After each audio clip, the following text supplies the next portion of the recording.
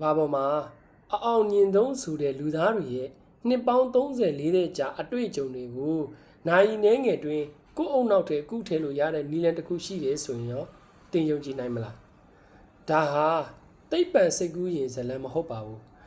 စာအုပ်တို့ကိုဖတ်လိုက်တာပါပဲအောင်မြင်မှုဆိုတာကံကောင်းလို့ဖြစ်လာတာမဟုတ်ဘဲကိုယ့်ရဲ့အုံနောက်ထဲကိုဘလို့အသိပညာတွေထည့်ထားသလဲဆိုတာအပေါ်မှာအများကြီးမူတည်နေပါတယ်လူအများစုကစာဖတ်တာကိုအချိန်ဖြုံးတာဒါမှမဟုတ်ပြင်းစရာကောင်းတဲ့အလုပ်တစ်ခုလို့မြင်တတ်ကြပါတယ်ဒါပေမဲ့လက်တွေ့မှာတော့စာအုပ်တွေဟာအနာဂတ်အတွက်ချစ်ကုတ်တွေပါပဲ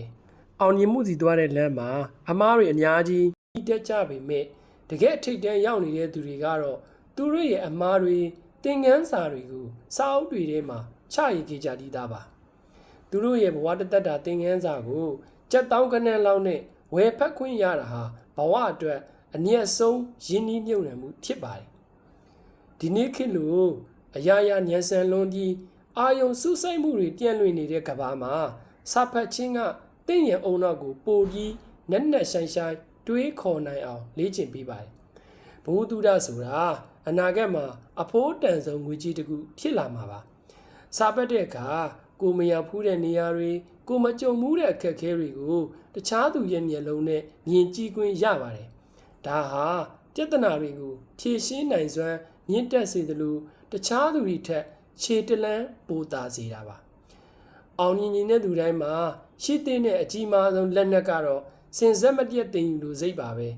စာဖတ်တဲ့သူဟာဘယ်တော့မှထိကြမှာမဟုတ်သလိုဘယ်တော့မှလည်းနောက်ကျကြံခဲ့မှာမဟုတ်ပါဘူး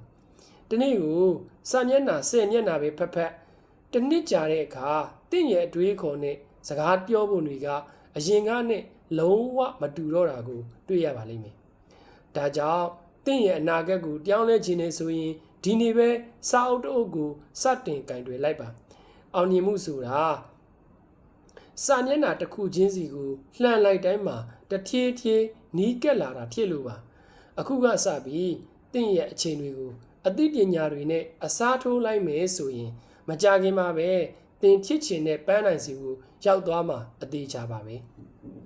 အားလုံးကိုကျေးဇူးထူးတင်ချီပါတယ်ခင်ဗျာ